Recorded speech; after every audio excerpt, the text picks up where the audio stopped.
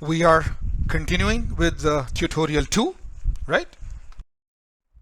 And this time we are solving quiz 4 for you. Okay, so tutorial is continuing.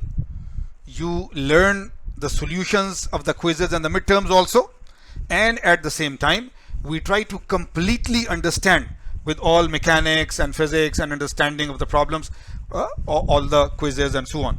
So that is why we call it a tutorial, that we are solving some problems with you and trying to explain everything, right? If you were in the class, then rather than explaining, I will keep on asking you, what does this mean? What does this mean? What is the answer of this?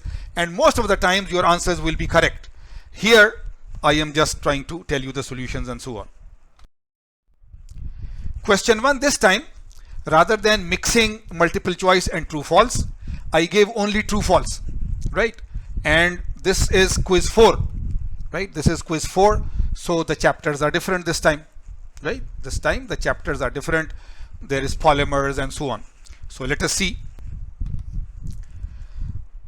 A Schottky imperfection is a vacancy interstitial C pair which sometimes occurs in ionic crystals. This is chapter 4, right? Which is about defects at the crystalline level. The heading of the chapter is solidification and crystalline imperfections. So if you remember the lecture notes and the video lectures, there is a small portion about solidification, right? About Hume-Rothery rules, right? Substitutional solid, this interstitial solid.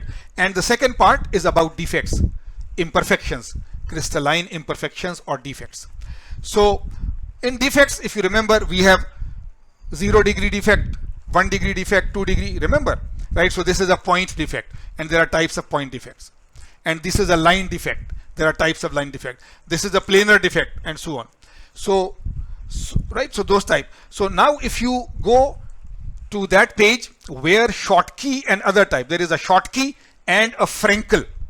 There is a Schottky and a Frenkel. So one of them is a vacancy interstitial C pair. Vacancy means there is just a gap at that location. Interstitial C means there was a gap and we have forced a small particle there. So there is an interstitial particle there, isn't it? Interstitial. So vacancy interstitial C pair. Is the name Schottky imperfection? What do you think? No, false. It is a Frenkel one. So again, right, when you are doing quiz 4, then you have just revised this chapter, right? So if that is there, if you have recently revised it, then these answers will be there. If you have not revised it for a long time, then of course it may go, away from your mind. That is always there, that at least some things need a recent revision. But you can now open that page, that on this page there are Frenkel and Schottky. So this vacancy interstitial C pair is the Frenkel one. It is not Schottky, so this is false. Okay, next one. Large grain size means more uniform mechanical properties. What do you think? Large grain size means more uniform mechanical properties? No. If you are saying no, you are very right. When there are a small grain size, there are lots and lots of grains in the same area, in the same volume. If there are large grain sizes, there are only a few. So when there are only a few, the change from one place to the other is big. But if there are a large number of very, very small grains, a small grain size, then the properties are more uniform. So for a small grain size, properties are more uniform. Therefore, large grain size means no, not uniform mechanical properties. Therefore, false, right? This is false. Optical metallography. Optical metallography is used to determine grain size and average grain diameter. What is optical metallography?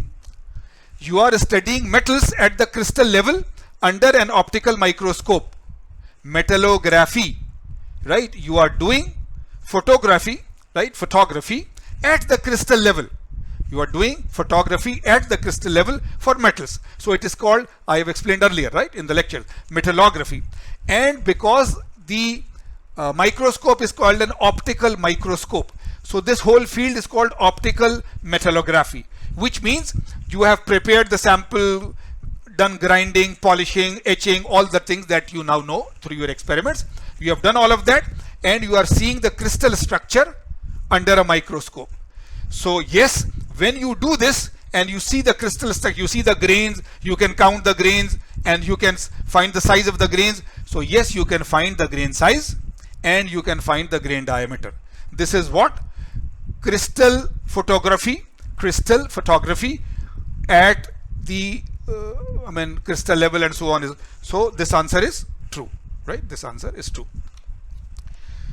Now we move to the other chapter.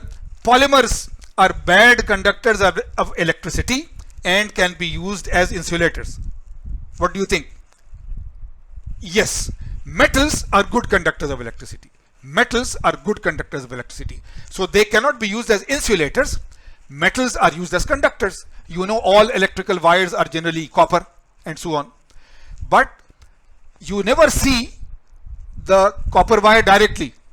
There is a polymer wrapped around it, right? Isn't it? Every electrical wire that you normally see, there is a polymer around it, and inside there are those thread-like copper wires.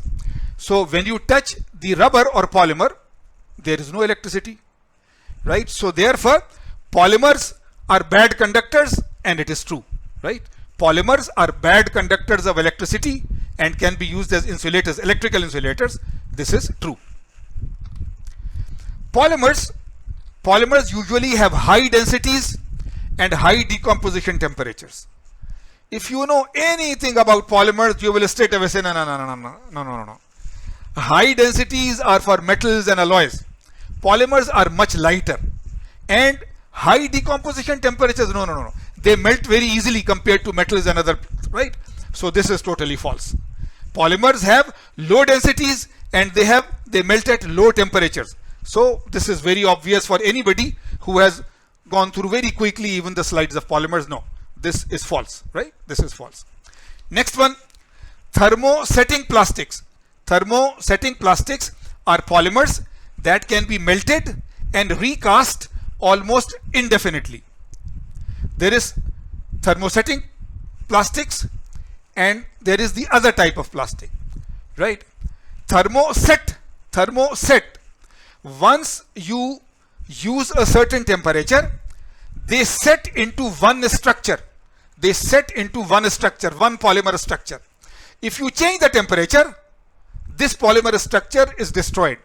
It will not remain the same polymer. So thermosetting plastic cannot be melted and cast again. Recast.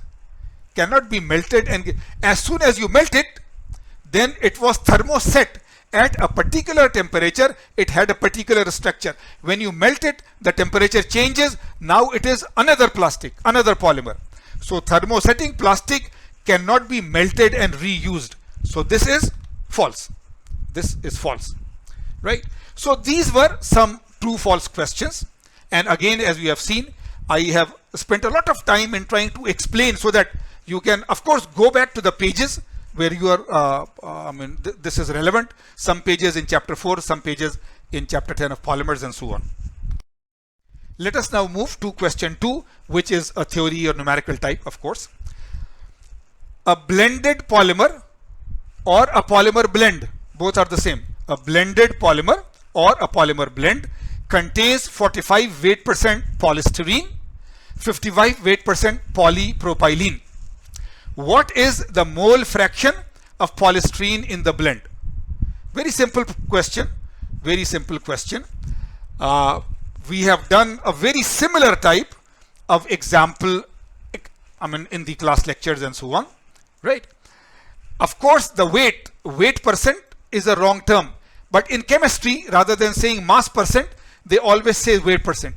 Even in composition, they say weight % carbon and weight % iron. So it is just a misnomer. We know that weight is a force, but it is just that weight and mass, forget about, right? That in old science, weight was the same as mass. So nowadays you will say mass %, but this weight % is stuck. Now the only thing is that there are 4 or 5 plastics or polymers in that chapter, which I repeated several times, that these are very common. polyvinyl chloride, polystyrene, polypropylene, some very famous ones, very famous ones. So yes, for 4, 5, 6 very major polymers from the chapter, not everything, but at least 4, 5, 6 major ones, you should know the chemical formula. That is required. That is required. Just like if somebody says what is a steel, and you cannot say that this is an alloy of iron and carbon. You cannot say that I have to memorize that a steel is this you have to know, right? So polystyrene, you have to know the structure. Polypropylene, you have to know the structure. So please, when you are coming to a quiz or a final exam and so on, which is based on the chapter on polymers, then those 4, 5, 6 major polymers, which we have time and time again told you that they are very famous in the world of engineering, for them you know the formula. Once you know the formula, then that is it. Then that is it. Okay, so let us see. I have now shown you that polypropylene, you see C2H4, your basic ethylene, if you change one hydrogen and replace it with a methyl, right? CH4 is methane, CH3 is a methyl, right? So if you take an ethylene C2H4, remove one hydrogen and replace it with CH3, then this is called polypropylene. This is called propylene actually. Poly means it will just keep on, the same thing will keep on repeating. One unit of this, second unit of this, third unit of this, fourth unit of this, hundreds of that. So the poly is just that it is a polymer. Otherwise this is a propylene basic unit, Similarly, we start with ethylene again. C2H4, same basic thing. This time we remove one and give a benzene there. Remember benzene is this hexagon. This hexagon. CH. So all of these are CH, 1 CH, 2, 3, 4, 5. Normal benzene will have a CH here also, but here it has to go C to C, so that H is gone, right? So this is it. That polypropylene means that from ethylene you remove one hydrogen and change it with a methyl radical. Polystyrene means that you take ethylene, remove one hydrogen and change it with a benzene. So this is very simple to remember once you know the chemistry, and you have done a full course of chemistry. You have done some chemistry at the Sanivia level. You have done a full chemistry at the university level. So these are not difficult. Once these formulas are there, there is nothing to it, right? The molecular weight of this basic unit, right? 1, 2, 3 and 3, 6 hydrogens. So 6 into the weight of one hydrogen. 1, 2, 3, 3 carbons. So 3 into the weight of a carbon. And they are very standard. If you don't remember the exact one, then hydrogen is 1, carbon is 12. So 1, 2, 3 and 3, 6. 6 into 1 plus 1, 2, 3, 3 into 12. That is the molecular weight of polypropylene basic unit. Polystyrene, 1, 2, 3. Right? 3 hydrogens and 1, 2, 3, 4, 5. So 5 hydrogens from here, 3 hydrogens from here. 8 hydrogens. So 8 into 1.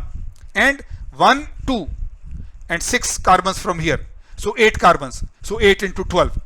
So once you know these chemical structures, and as I said, I repeated, you must know this chemical structure for very famous ones.